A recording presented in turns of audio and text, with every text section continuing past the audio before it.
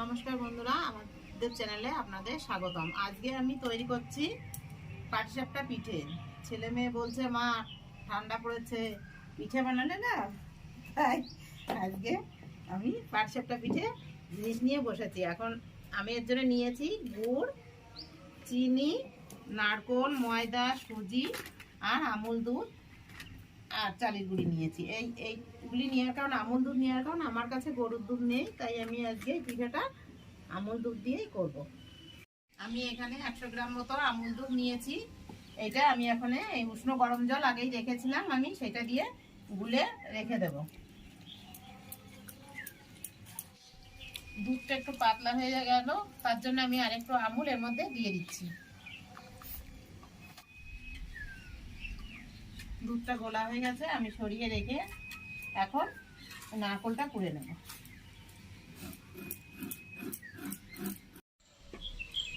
নারকেলটা আমার কোরানো হয়ে গেল। এখন আমি গ্যাসটা জেলে কড়াইটা বসিয়ে দেব। নারকেলটা আমি কড়াইয়ের মধ্যে দিয়ে হালকা একটু নেড়ে নেব। নারকেলটা আমার বেশ একটু ভাজা ভাজা গন্ধ এসছে, আমি এখন নামিয়ে রাখবো। আমি যে দুধটা গুলে রেখেছিলাম তার অর্ধেকটা দুধ আমি কড়াইতে দিয়ে দিচ্ছি। দুধটা আমার জাল হয়ে যাচ্ছে। এবার আমি এর মধ্যে এই বাটির কম হাফ বাটি মতো চিনি দিচ্ছি। আপনারা যেমন মিষ্টি খাবেন তেমনই দেবেন। আমার মিষ্টি কম খায়, ওর জন্য আমি এইটুকু চিনি দেবো আর একটু গুড় দেবো। চিনিটা ঢেলে দিলাম। চিনিটা একটু গলে গেলে আমি এইটা দিয়ে দেবো, সুজি দেবো। এখন হাফ বাটি মতো সুজি দেবো আমি। চিনিটা আমার গলে গেছে, এখন আমি এই যে সুজিটা দিয়ে দেবো। সুজিটা কাঁচাই দেবো, কারণ সুজি কাঁচা দিলে পরে বেশি ভালো হয়। আগে মা দিদিমারা তো করতো চালের কুচি দিয়ে, আমি সেই চালের কুচির পরিবর্তে এই সুজিটা ব্যবহার করি নারকেলের মধ্যে। এতে নারকেলের ক্ষীরটা খেতে খুব সুন্দর লাগে। সুজিটা যখন এরকম ঘন হয়ে যাবে জাল হয়ে, তখন আমি এই গুড়টা দিয়ে দিচ্ছি।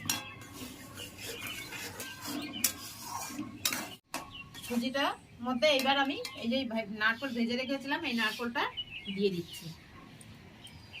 নারকেলটা ভেজে রেখেছি এই কারণে, সুজির মধ্যে তো আর নারকেলটা আলাদা কিছু করা যায় না, ওর জন্য নারকেলটা আগে ভেজে রাখলে একটা ভালো সেন্ট আসে বা গন্ধ আসে। নারকেলটা ওখানে হতে হতে আমি এখানে যে গুলাটা গুলবো পাটিসাপটার জন্য, সেই গোলার জন্য আমি গুড় দিয়ে দিচ্ছি, যাতে গুড়টা অনেকক্ষণ ভিজলে গলে যায়। আর দেবো অল্প চিনি। এটা আমুল দুধ, তাই অল্প চিনি আর অল্প গুড় দিলেই মিষ্টি হয়ে যাবে। আর গরুর দুধ হলে আর একটু বেশি লাগে, অল্প চিনি দেবো। আমার ক্ষীরটা হয়ে গেছে, আমি এর মধ্যে 1 চিমটি লবণ দিয়ে দিচ্ছি, দিয়ে নেড়ে নামিয়ে নেব। এই যে আমার ক্ষীরটা তৈরি হয়ে গেছে, আমি এখন ক্ষীরটা গামলায় নামিয়ে নেব। আর এই ক্ষীরটা আপনারা কাজু বাদাম গুঁড়ো করেও দিতে পারেন, তেলেও খেতে আরো ভালো লাগে। তারপরে সন্দেশ দিতে পারেন, কিন্তু আমি এখন এগুলি নেই বলে আমি শুধু নারকেল দিয়ে সুজি দিয়ে এই ক্ষীরটা তৈরি করলাম। তবে সুজিটা কিন্তু কখনো ভাজবেন না, কাঁচাটা থেকে ভাজলে পরে সুজির একটা গন্ধ চলে আসে, তখন ক্ষীরটা খেতে ভালো লাগে না। ক্ষীরের মধ্যে দেওয়ার পরে যে অর্ধেকটা দুধ ছিল, ওর মধ্যে চিনি আর গুড় দিয়ে রেখেছিলাম, সেই দুধটা আমি এই বড় বাটির মধ্যে ঢেলে নিচ্ছি। ঢেলে এবার এর মধ্যে চালের গুঁড়ি আর ময়দা দিয়ে গুলে নেব। চালের গুঁড়িটা আমার পুরনো, তাই শুকনো গুঁড়ি, তার জন্য আমি ময়দাটা দিচ্ছি। যদি টাটকা গুঁড়ি হতো তাহলে ময়দা না দিলেও পিঠাটা হয়। গুলাটা আমার গোলানো হয়ে গেছে। এখন এর মধ্যে আমি একটুখানি লবণ দিয়ে দিচ্ছি, আর একটু মিষ্টি কম মনে হচ্ছে, তাই এর মধ্যে একটু ঝোল গুড় দিয়ে দিচ্ছি।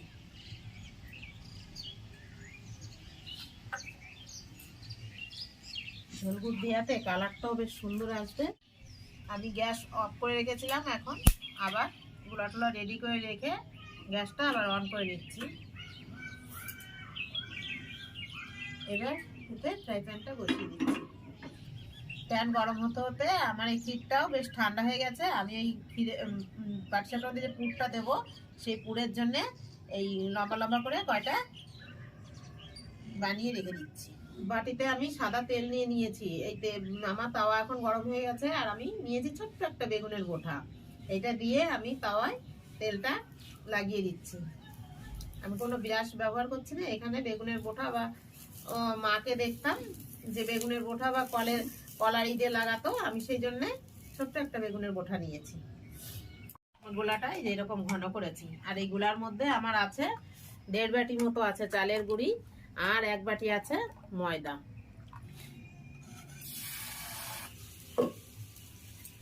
আমার এই পিঠেটা হয়ে গেছে। এখন আমি এর মধ্যে পুরটা ভরে দিয়ে মুড়িয়ে দেব।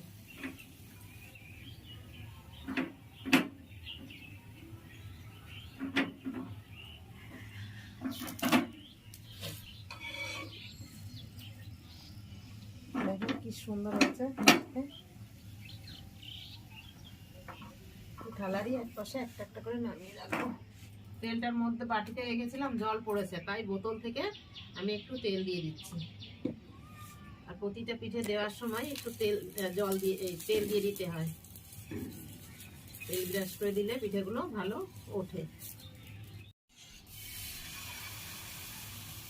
আমি এই হাতে 1.5 হাতা মতো একটা পিঠের জন্য গোলাটা দিচ্ছি। গোলাটা দিয়ে একটু নেড়ে চেড়ে দিয়ে এই ঢাকনা দিয়ে ঢেকে দেবো, তাহলে উপরটা সুন্দর সিদ্ধ হয়।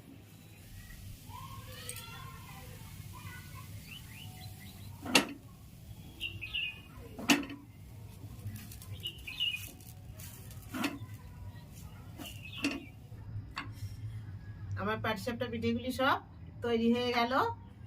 আমি এখন ঘরে নিয়ে যাব। আর আপনারা এইভাবে সুজি দিয়ে নারকেল দিয়ে ক্ষীরটা বানিয়ে করে খেয়ে দেখবেন। আমার তো ভালো লাগবে, আপনাদেরও খেতে খুব ভালো লাগবে।